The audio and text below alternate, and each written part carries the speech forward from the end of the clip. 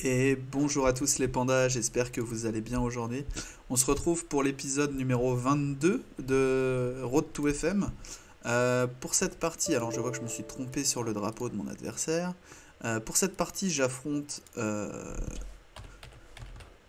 Igor Samolyuk, un joueur euh, du- de Russie qui joue pour le club de Neuilly-sur-Seine. La compétition, c'est le Critérium Roi. Alors, je me sens obligé de briefer sur ce qu'est le Critérium.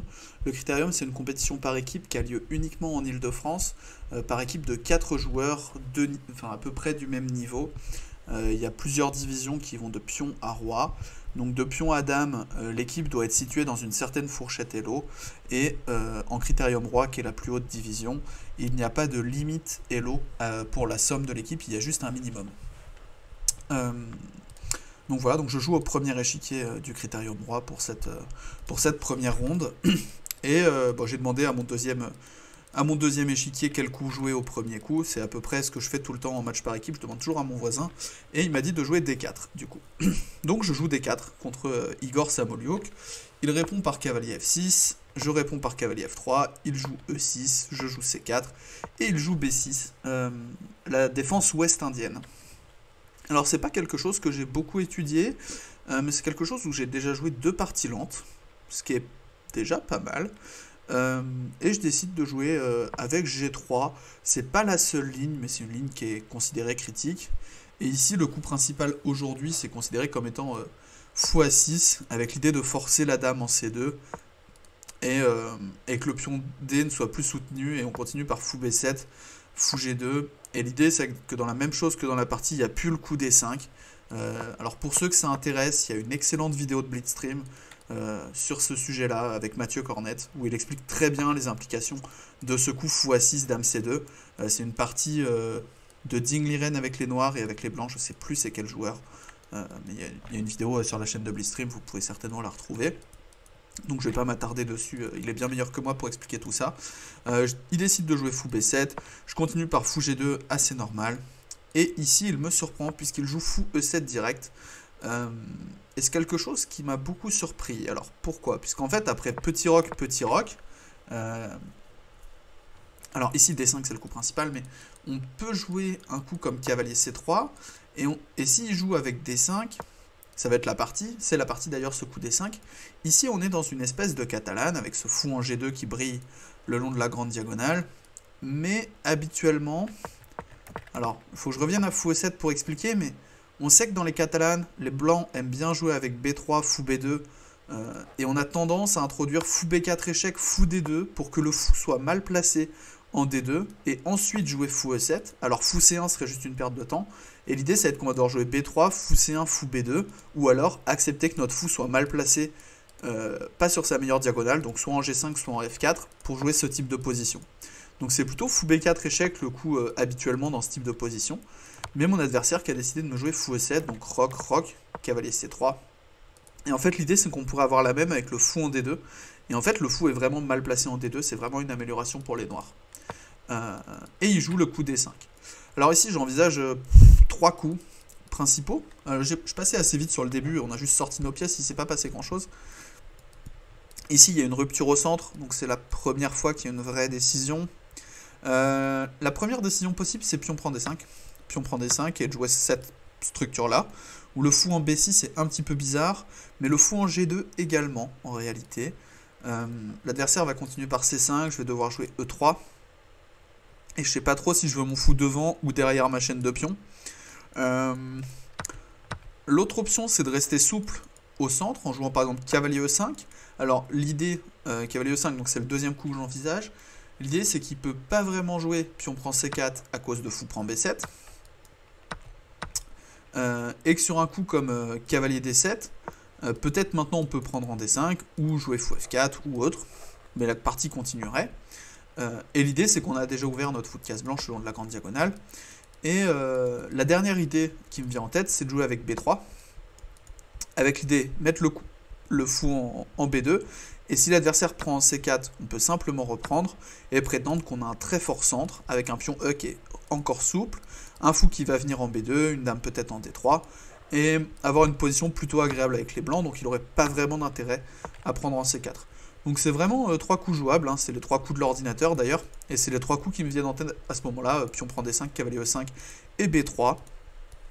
Je me dis pion prend D5. euh, alors il y a aussi autre chose dont je vous ai pas parlé dans la vidéo précédente. Je me suis rendu compte avec le tournoi que j'ai fait à l'IFRE, j'ai fait vraiment un excellent tournoi de mon point de vue, que malgré tout, pour viser le titre de maître feed, il faut aller jouer les gains contre des joueurs à plus de 2200. Donc je peux pas me permettre de jouer une position simple contre un joueur à plus de 2200. Je dois essayer de garder de la complexité pour essayer d'aller le battre. Donc ici, je joue le gain avec les blancs, chose qui n'aurait pas forcément été le cas il y a quelques temps dans la mentalité, la manière dont j'approchais le match. Ça aurait pas forcément été le cas, et aujourd'hui, maintenant, clairement, joueur à 2200, je me dis, bah, comme je vise le titre de maître feed, je dois jouer le gain, je dois absolument... Enfin, ça doit être un point que je dois aller chercher, quoi. C'est vraiment l'approche que j'ai aujourd'hui. Et c'est pour ça que cavalier E5, c'est un coup qui garde de la complexité. B3, c'est un coup qui garde de la complexité, mais pion prend D5, c'est un coup qui simplifie énormément, puisqu'il y a beaucoup moins de calculs pour les deux joueurs à aller faire dans ce type d'opposition. Donc finalement, je recoupe qu'à cavalier E5 et B3, et je finis par jouer B3, en me disant, bah, mon fou peut venir en B2, dans les catalanes, c'est quand même souvent la case idéale. Bon, mon adversaire doit jouer un coup, il joue C5, c'est le coup auquel je m'attendais. Et ici, j'ai plusieurs options. Alors, je peux soit jouer E3, soit jouer pion prend D5. Je décide de jouer juste E3, avec l'idée de jouer cette structure. Et après, et de jouer simplement fou B2 au prochain coup. D'avoir toutes mes pièces plutôt bien placées et développées. Et de voir ce qui se passe. Alors, ici, il joue cavalier C6. Et ici, je fais une erreur. Je joue fou B2 direct. Et je me rends compte après l'avoir joué que c'était une erreur. Mais mon adversaire va pas la punir. Et je suis content de m'en être rendu compte.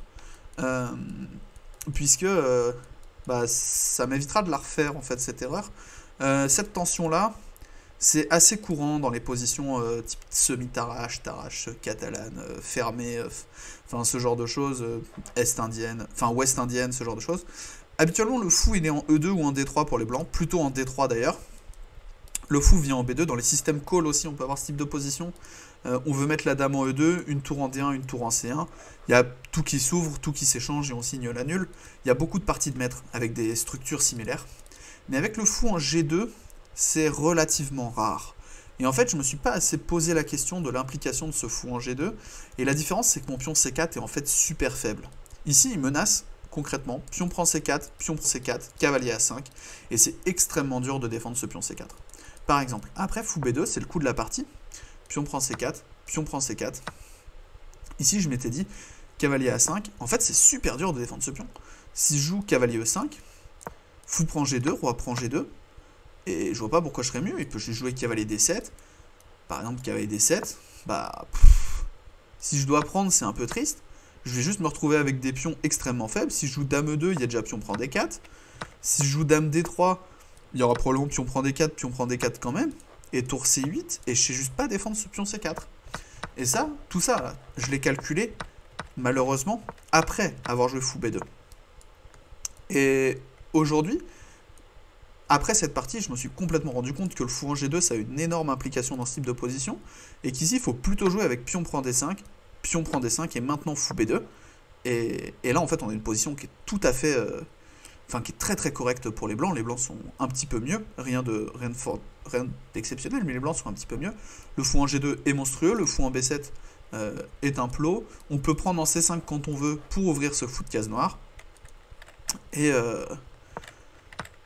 voilà. Et en fait, on est juste un petit peu mieux avec les blancs. Mais ici, si les noirs veulent prétendre à l'avantage, ils vont devoir prendre en C4. Et ça, je l'ai compris après avoir joué fou B2. Et je l'ai vu quasiment tout de suite. Je me suis dit, mince, j'ai pas calculé pion prend C4. Et je commence à le calculer un tout petit peu sur son temps. Et je me rends compte qu'en fait, pion prend C4, il prend tout de suite un avantage et que c'est extrêmement dur à jouer pour les blancs.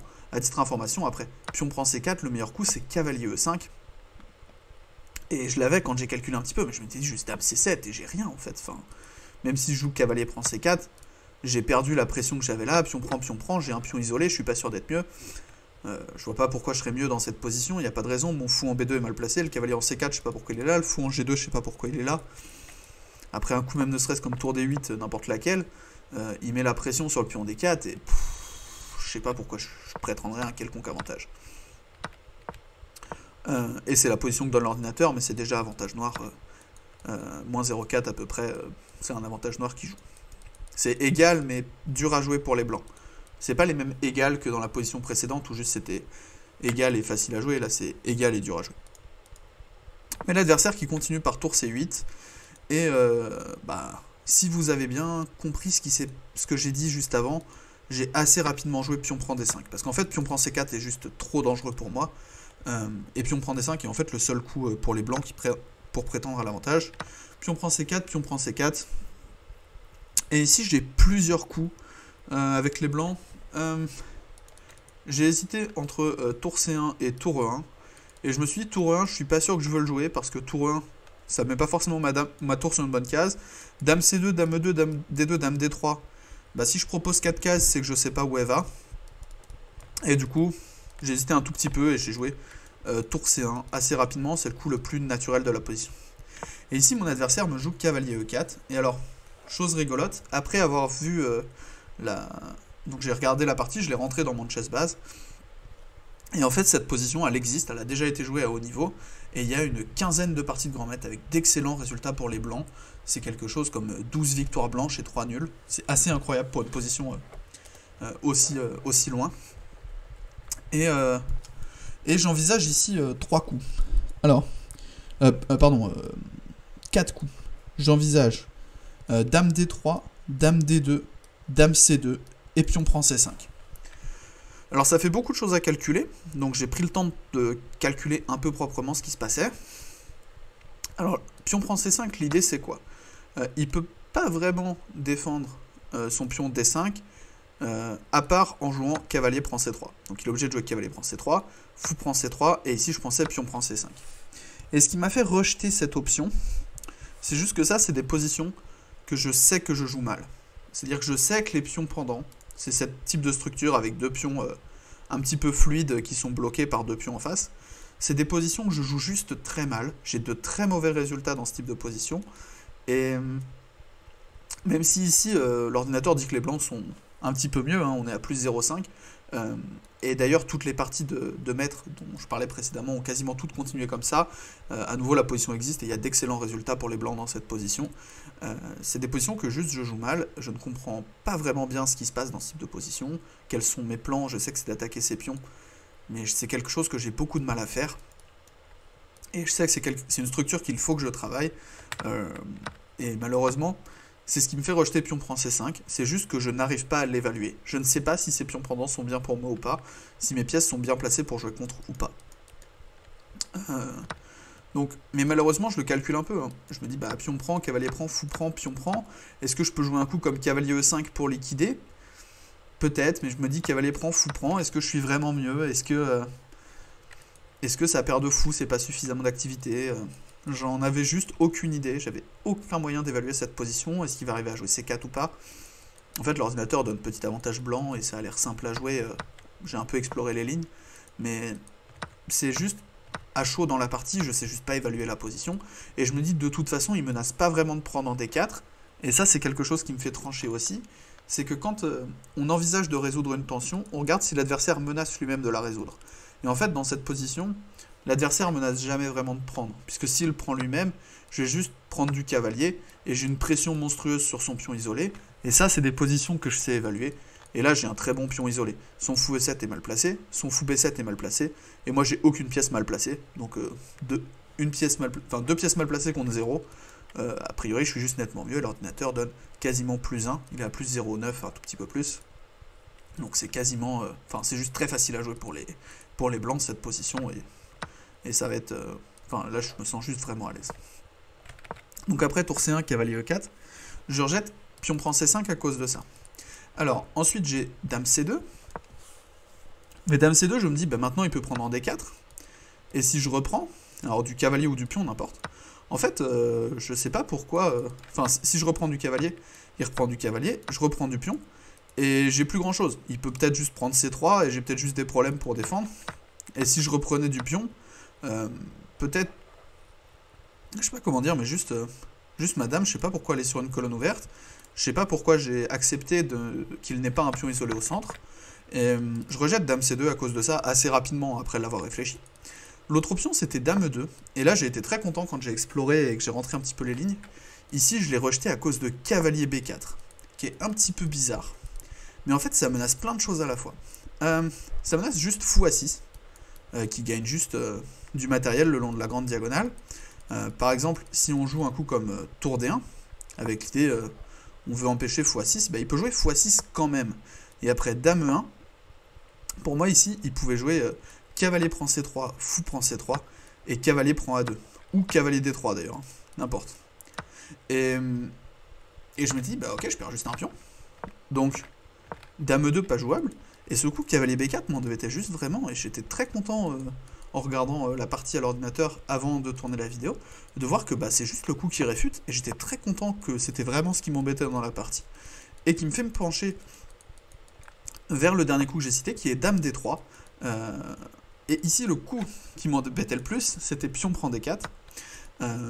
Mais je m'étais dit qu'ici je pouvais jouer cavalier prend E4 et qu'après pion prend E4, dame prend E4, eh bien il n'avait pas de bonne découverte avec son cavalier. Ce qui était pour moi une bonne chose. Je m'étais dit, bah, j'ai ma paire de fous qui est braquée sur les deux côtés de l'échiquier, je menace juste de jouer tour D1, et après D prend E3, dame prend E3, un coup comme fou C5, je m'étais dit je peux jouer dame F4, et ça va pour moi. Je pense pas que j'ai de problème, j'ai juste ma paire de fous braquée. Bon, si ça fait nul, hein, c'est pas grave. Mais pour moi, j'étais au minimum un petit peu mieux. Même si ça doit probablement être égal d'après l'ordinateur. C'est le cas aussi, mais j'estimais ça un peu mieux pendant la partie. Donc j'avais vu que sur pion prend D4, cavalier prend E4, je pouvais jouer cavalier prend E4. Et c'était un petit peu l'idée dans toutes les lignes. Hein. Sur dame E2, par exemple, pion prend E4 ne marche plus.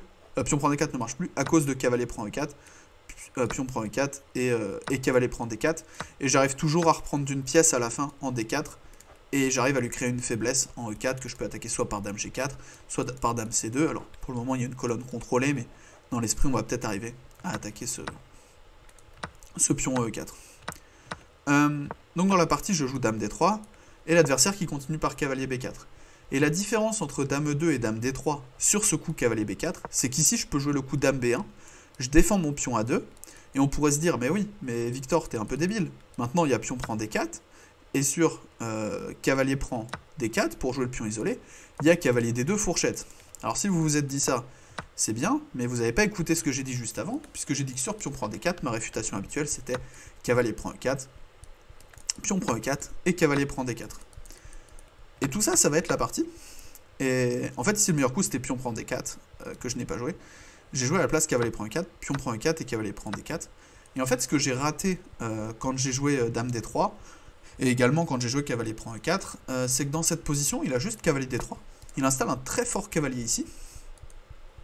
Et en fait, il est dur à chasser. Alors, bon, il attaque la tour. Il attaquera la tour, et en fait, il installe un très fort cavalier en D3, et c'est embêtant.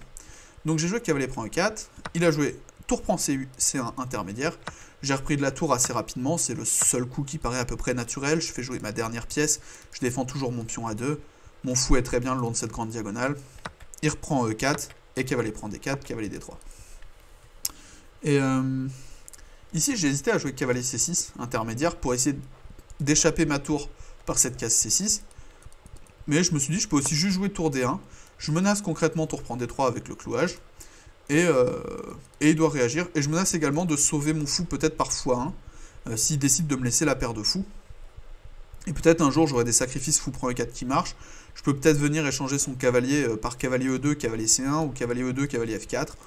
Et je me dis, bon, bah ça va être égal, pas de chance, je vais pas arriver à gagner cette partie. Mon adversaire qui décide de me jouer cavalier B2, je joue dame prend B2, et il continue par dame D5. Et dame D5, ça m'a un petit peu surpris, alors pas tant que ça, mais c'est l'un des premiers coups où j'ai commencé à être un petit peu surpris.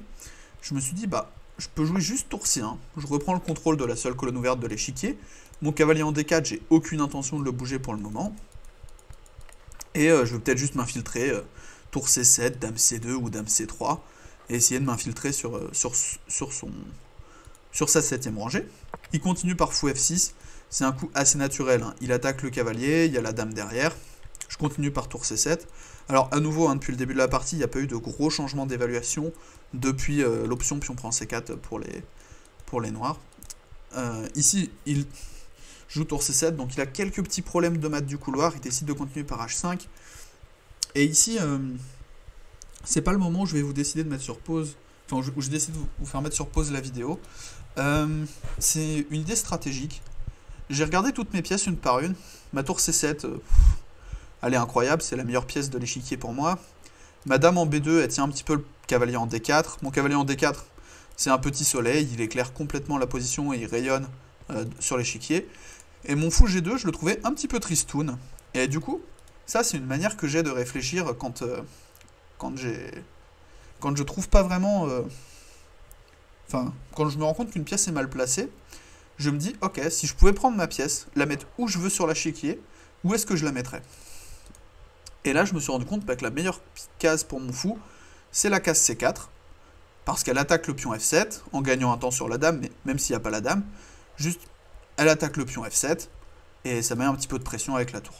Et c'est pour ça, simplement, que je décide de jouer le coup fou F1, qui est un coup qui recycle juste le fou. Je l'éloigne un petit peu des cases blanches, mais en même temps, il est lui-même très loin des cases blanches avec son fou, avec le pion E4 qui bloque un petit peu. Donc je me dis que ça doit aller pour moi. Et l'adversaire qui continue par tour C8. Et tour C8, je me dis, mais il a gaffé. J'ai juste fou C4. Hein. C'est pas encore le moment où vous allez devoir mettre sur pause la vidéo. Et je me dis, mais fou C4, s'il bouge la dame, je gagne juste le fou en B7. C'est quoi son idée? Et je me dis, bah, je joue fou C4. Et là, il réfléchit. Il réfléchit une dizaine de minutes. Et il me joue le coup fou prend D4, qui n'est pas le meilleur coup. Mais on y reviendra dans la partie. Et c'est dans cette position que je vais vous laisser mettre sur pause la vidéo pour trouver comment on gagne avec les blancs ici, comment on obtient un avantage complètement écrasant, pendant que je vous laisse quelques secondes.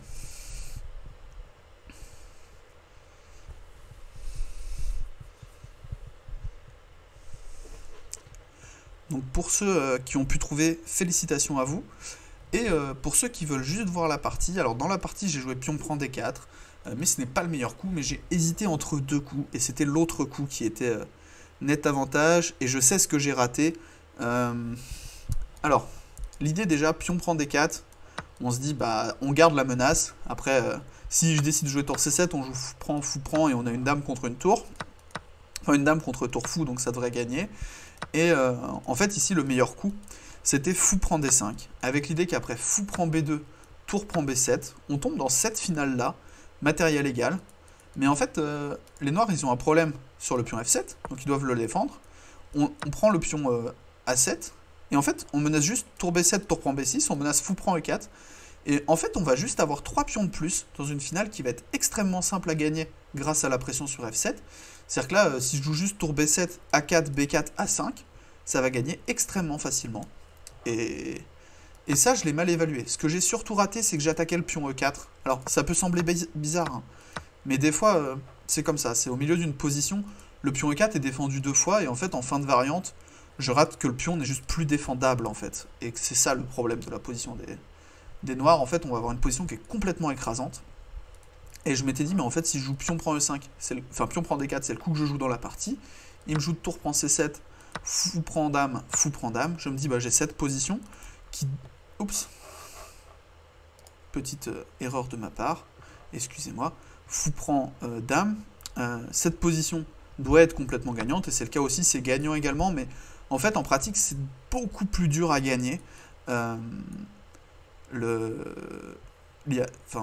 Les noirs vont essayer de créer un blocus sur case blanche, et c'est extrêmement dur de passer dans la position, et ça va ressembler un petit peu à la partie. Et juste, c'est ce qui me fait jouer ça, c'est que je me dis, mais juste ça doit gagner. Et ici, du coup, j'ai plus beaucoup de temps, j'ai déjà beaucoup réfléchi pour obtenir cette position contre un joueur classé 22-80. Je continue par dame D2, alors ça a une petite menace, ça menace dame G5, aussi improbable que ça puisse paraître. Qui juste attaque le fou et menace dame D8 mat. Enfin, dame D8 gagne la tour. Donc s'il continue par A5 par exemple, dame G5 ça écrase tout de suite. Parce qu'en fait, il est obligé de jouer tour D7 pour défendre son fou. Et je peux juste jouer dame prend h5 et je gagne en plus un pion. Et bah, je vais avoir un pion h qui va pouvoir aller affaiblir son roi. Je peux jouer du g4, g5, g6 également. J'ai des pions pour aller affaiblir son roi. Je joue dame d2 dans la partie et il continue par tour d7. Tour d7, je me dis c'est un petit peu bizarre.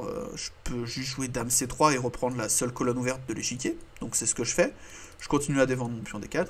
Il joue fou e6 et l'idée de fou e6 c'est qu'il menace un petit peu fou h3 qui bloquerait mon roi et m'empêcherait d'entrer en jeu.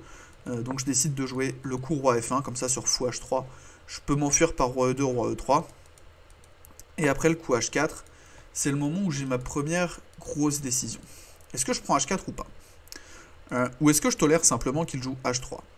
Je me suis dit, si je joue par exemple roi e2, et qu'il joue un coup comme h3, son idée ça va être tour c1, enfin tour d8, tour c8, tour c1, tour h1, tour prend h2, et j'ai un problème à gérer. Alors ça peut sembler long, mais qu'est-ce que je fais pendant ce temps? Et c'est un peu toujours ça le problème, c'est qu'est-ce que je fais, moi, pour empêcher cette idée? Bah j'ai pas grand-chose. La seule chose que je peux faire, c'est un petit peu attaquer ce pion e4, mais une fois que je l'ai gagné, j'ai pas fait grand-chose de plus. Et c'est pour ça que je décide de pas tolérer h3 et de prendre h4. Alors, la position est encore complètement gagnante, hein, c'est le meilleur coup de l'ordinateur d'ailleurs de prendre ce pion h4.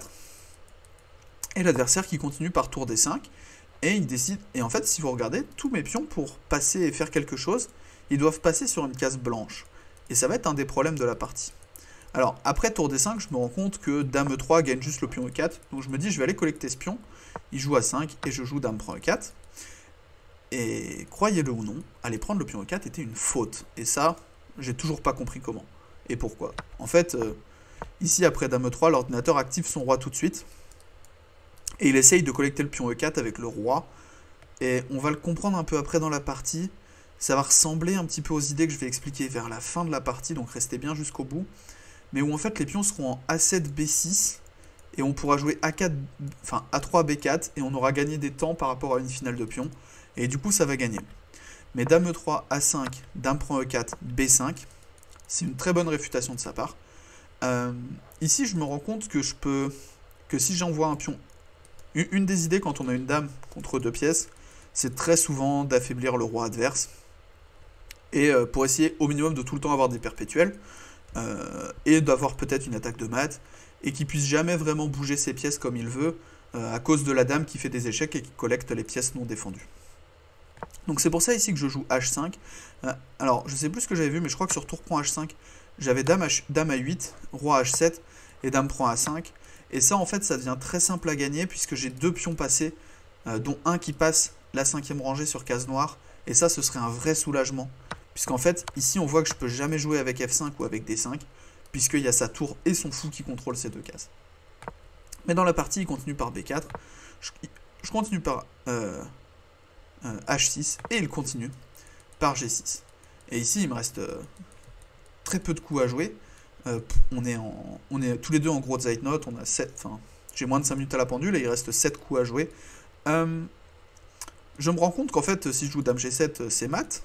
Donc je me rends compte que mon idée c'est soit dame h4, dame g6, dame h4, dame f6 et dame g7 mat, soit dame f4, dame f6, mais je me dis dame f4, il va me jouer tour f5, donc autant jouer dame h4, comme ça sur tour h5, j'ai tour d8 quand même, ou dame f6, et il pourra pas prendre, par exemple dame h4, tour h5, dame f6, tour prend, maintenant j'ai du dame d8, roi g7, dame prend a5, et même idée, je viens gagner les pions à l'aile dame.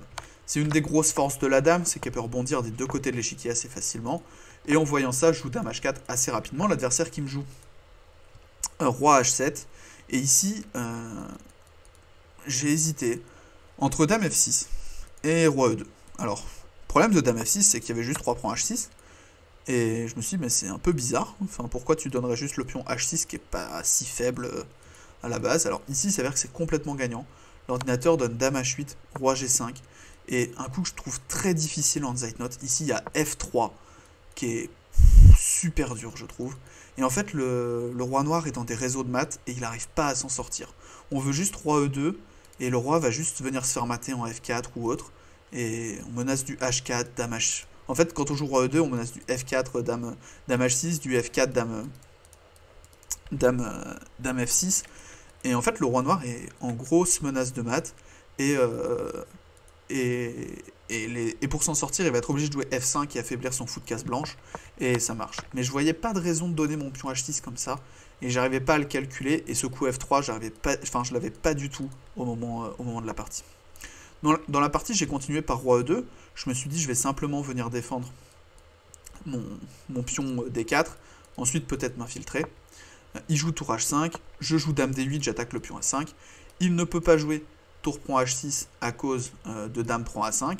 Donc il décide de jouer roi H6. Et ici, avec le Zeitnot, j'avais l'impression que dame H8 était échec et mat. En fait, quand j'ai joué dame D8, c'était mon impression. J'avais l'impression juste que dame H8 c'était mat, mais en fait ça ne l'était pas. Il y a juste roi G5. Hein. Et je me dis, bon, c'est pas grave. On est à 3 coups du Zeitnot, de la fin du Zeitnot. On va répéter 2 fois. Et comme ça, je récupère 30 minutes à la pendule. Donc je joue dame E5, roi H6, dame H8, roi G5, dame E5, roi H6. Et je dois jouer mon 40e coup. Alors, croyez-le ou non, le seul moyen de gagner et de lutter pour un avantage, ce serait de rejouer dame H8. Mais ça fait match nul. Ça, c'était ma grande déception après avoir analysé à l'ordinateur. En fait, le seul coup qui joue pour l'avantage, c'est dame H8. Roi F8 et ici de jouer avec H4. Ce qui me semblait complètement lunaire. Et ça me paraît toujours aussi lunaire. En fait, encore une fois, le roi se retrouve dans des réseaux de maths à base de F3, roi F2. Le roi qui peut également monter par F4 en fonction des lignes. Et le roi qui se retrouve, soit le roi se retrouve mal placé en H4, soit la tour prend et on peut prendre le pion A5. Et moi, ce qui m'embêtait, c'était vraiment ce coup roi prend, dame D8, je m'étais dit, il peut juste jouer roi H3, et je vois pas ce que j'ai gagné. Et en fait, ici, d'après l'ordinateur, c'est complètement gagnant après dame C7, parce que juste on menace mat. Mais pour moi, c'était pas clair du tout, hein, parce que même roi G2, dame G3, roi H1, c'est roi F1, il y a juste fou H3, et je voyais pas comment je progressais, en fait. Et en fait, l'idée ici, c'est juste de toucher au pion F, jouer roi F2 et menacer dame G1. Mais c'est des idées que j'avais pas dans la partie. Et que j'ai pas trouvé d'ailleurs. Hein. Même après avoir répété la position, en fait, j'ai même pas calculé dame H8, puisque de toute façon, c'était match nul tout de suite de jouer dame H8. Donc on est au 41e coup. Et je dois continuer d'une manière ou d'une autre. Et je continue par dame F4. Alors maintenant, la position, elle est complètement égale. Hein, mais je vais quand même essayer de la presser. Puisque de toute façon je peux plus la perdre, j'ai trop d'idées d'échecs perpétuels dans cette position. Mon adversaire qui continue par roi H7, je continue par roi E3, j'active mon roi, tour F5, dame H4 échec, roi G7, dame D8, tour D5, dame C7, l'idée c'est peut-être de venir en F4, je garde un œil sur le pion A5, il joue tour H5, dame E7, tour F5, dame D8, tour D5, dame A8, et à ce moment-là, ce qui m'a fait jouer dame A8, c'est que j'ai compris un petit quelque chose. J'ai compris qu'après tour H5, si j'arrive à jouer roi E4 et D5, par exemple, je vais mettre des coups lambda. Roi E4, tour H7 et D5. En fait, ce que j'ai compris, c'est que fou prend D5, dame prend D5, tour prend D5, roi prend D5. Cette finale-là, elle gagne pour moi. C'est-à-dire que je rends dame pion contre fou tour, mais cette finale, elle gagne pour moi, parce que je vais juste aller collecter ces pions et faire une dame. Et ça, je me suis dit, ok, mais du coup, j'ai un plan. C'est-à-dire que maintenant, j'ai un vrai plan pour essayer d'aller jouer le gain. Mais le problème, c'est que peut-être, après roi E4, roi H7, si je joue D5, il n'est pas obligé de prendre.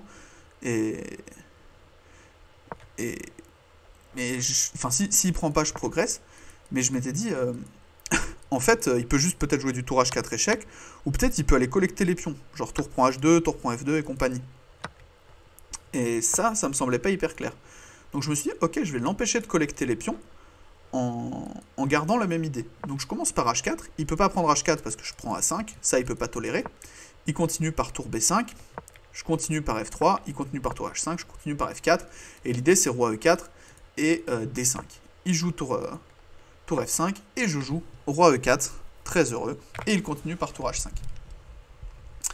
Et dans cette position, là j'ai un petit peu plus de 20 minutes à la pendule, j'ai joué assez vite les 10 derniers coups, j'ai juste cherché une idée, c'est-à-dire que ici j'avais cherché l'idée de jouer avec D5, et je me suis dit je vais la calculer au moment où je peux la jouer. C'est-à-dire qu'à ce moment-là je peux jouer D5, et je vais vous laisser mettre sur pause une deuxième fois la vidéo, pour savoir si oui ou non vous jouez D5 dans cette position, et qu'est-ce qui se passe si les noirs prennent. Il y a un petit peu de calcul, la ligne fait une quinzaine de coups, donc n'hésitez pas à la calculer jusqu'au bout, c'est un bon exercice, pendant que je vous laisse quelques secondes.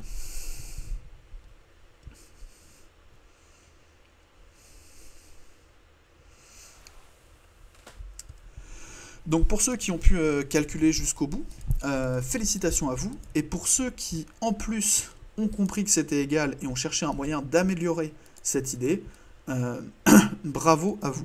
Alors, dans la partie, qu'est-ce que j'ai calculé? J'ai calculé qu'après D5, fou prend, dame prend, tour prend, roi prend. Ici, ça me semblait complètement égal, et l'ordinateur me l'a confirmé après coup, puisque je vais vous montrer la manière dont je l'ai calculé en partie, puisque c'est comme ça qu'on calcule une finale de pion.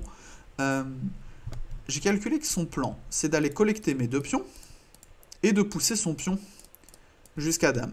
D'accord? Pour ça, il lui faut 1, 2, 3, 4, 5, 6, 7, 8, 9, 10 coups.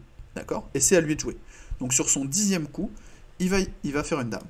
Moi, j'en ai pour 1, 2, 3, 4, 5, 6, 7, 8, 9 coups.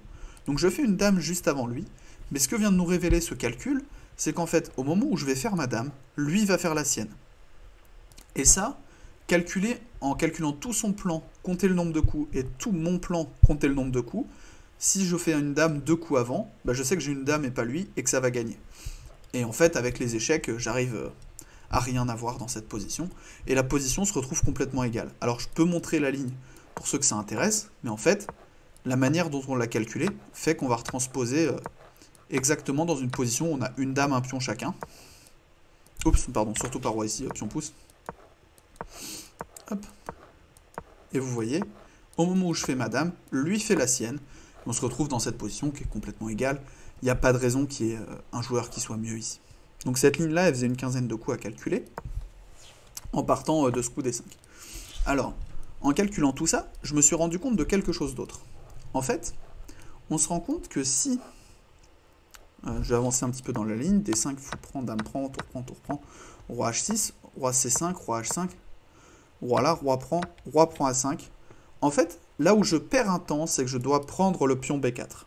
Si ici je pouvais jouer B4 direct, puis B5, B6, B7, B8, je gagne un temps dans la variante, et du coup la finale de pion devient gagnante pour moi. Donc, c'est pour ça que dans cette position, ici, après tour H5, je décide de ne pas jouer le coup D5, qui serait juste match nul, mais à la place, je me dis, ok, il faut que je trouve un moyen de supprimer ce pion B4 de la position. Et je me dis, bah, le seul moyen de supprimer ce pion B4, c'est de jouer avec A3. Alors A3 tout de suite marche pas, il y aurait au minimum fou prend B3, et peut-être avantage noir, voire pion prend A3, et je suis pas sûr de comment j'arrête ce pion. Donc je me dis, bah, le seul moyen d'essayer de jouer pour un avantage, c'est de ramener le roi en B2, jouer A3, liquider ce pion B4, et ensuite de revenir avec le roi en E4, et jouer D5 à ce moment-là. Et si les noirs ne font rien, ce plan-là est un plan qui gagne. Donc les noirs vont devoir faire quelque chose pour empêcher ce plan. Ça peut paraître un petit peu surprenant de se dire, mais c'est vraiment comme ça que je trouve un plan en partie lente des fois. Je me rends compte que mon idée marche pas, bah je trouve un moyen d'améliorer cette idée. Alors, un petit peu tout ce que j'ai pu comprendre, c'est que si je joue avec A3, pion prend, roi prend, en fait mon pion B3 devient faible, il va peut-être pouvoir le collecter, mais la case de madame pour contrôler D5 et ce pion B3, ce sera la case B7. Et je devrais arriver à faire ce plan d'une manière ou d'une autre. Et je me dis, ok, au moins maintenant, cette idée d'aller chercher le pion A3, enfin d'aller changer A3 contre B4 peut marcher. Et je me dis, je vais commencer par défendre mon pion H4, couper son roi pour empêcher les idées de roi F6, roi F5, roi prend F4. Et ensuite, aller envoyer mon roi jusqu'en B2. Donc l'adversaire qui continue par tour F5, à ce moment-là, lui, il cherche juste à faire nul. Alors, il sait pas forcément si j'ai un plan ou pas dans la position. Je joue dame E7, je sais plus quel petit piège s'attendait, mais il joue fou D5, roi E3, je m'avance vers mon objectif, Dame C7, ça change pas grand chose, on tourne un petit peu en rond. Et je m'avance vers ce plan. Et en fait, tous mes coups là, ils viennent du fait que j'avais cette idée. Donc je joue H3, il joue pion prend A3, roi prend A3. Et ici, en fait, si vraiment il fait rien, on va retomber dans ce que j'ai dit. Et juste, on va avoir une finale de pion gagnante. Mais ici, il trouve un coup, enfin une idée pour s'activer, qui est le seul moyen de faire nul, c'est de jouer avec ce coup roi H6, pour essayer de venir grappiller le pion H4 avec le roi. Donc je réactive mon roi assez rapidement. Tour B5 mène plus ou moins à rien, hein. Dès qu'il va prendre B3, je vais prendre A5. Donc ça me mène à rien. J'active mon roi. De toute façon, en finale, on active toujours le roi d'abord. Il collecte le pion H4. Pour le moment, il ne peut pas collecter F4. Je décide de m'accrocher au pion B3. Mais ici, il n'y a plus grand chose à faire dans la position. Roi G4, roi B3, roi F3, roi D3, fou prend B3. Et ici, j'avais bien calculé que j'avais dame C1 qui menace juste trop d'échecs perpétuels. Il joue tour prend F4, dame E3 échec, roi G4, dame E2, roi G3, dame E5, je menace roi E3. Il revient en G4, et dans cette position, on a répété les coups. Et après le troisième, dame E2, la nulle a été signée par triple répétition de la position. En fait, ici, je peux plus jouer le gain, et lui non plus, hein, jouer le gain, de toute façon, son roi sera trop faible. Pourquoi je peux plus jouer le gain? Tout simplement, je vais mettre une ligne un petit peu hypothétique. Faudrait que... on va supposer que d'une manière X ou Y, on rentre dans quelque chose comme ça, qui joue... c'est vraiment très hypothétique, hein. C'est pas forcément l'objectif de montrer ça. Mais en fait, ce type de position, c'est complètement égal. La dame ne passe jamais contre tour pion avec un roi à côté. C'est une forteresse qui est très connue. Donc en fait, quand je suis ici, je peux plus jouer pour le gain puisque je n'ai plus qu'un seul pion. Et il va juste sacrifier son fou dessus et ça fera match nul. Donc s'il y a une personne qui joue pour le gain, c'est forcément lui. Mais en fait, il peut pas vraiment jouer pour le gain. Une dame, ça reste trop fort en défense face à un roi. Et surtout en finale où il va devoir essayer de forcer. Donc c'est pour ça que dans cette position, on a eu un match nul après dame E2. Puisque ni lui ni moi ne pouvons progresser dans la position. Et je fais donc match nul contre ce joueur à 22,80. Malheureusement, j'ai bien raté le gain en milieu de partie au moment où je décide de prendre la dame. C'était pas du tout forcé. J'aurais peut-être dû m'attarder un petit peu plus sur l'échange des dames. Mais il y avait aussi l'euphorie aussi d'être gagnant contre un joueur classé 22,80. Mais il va falloir que je m'y fasse. On peut pas. Malheureusement, on reste humain et on a des émotions pendant les parties. Sur ce, j'espère que cette partie vous aura plu. Une vidéo plus longue que d'habitude parce que la partie a fait 74 coups. J'espère que ça vous aura plu. N'hésitez pas à lâcher un petit commentaire, un pouce bleu comme d'habitude sur YouTube. Et je vous retrouve très prochainement pour l'épisode numéro 23. En attendant, vous pouvez reprendre une activité normale.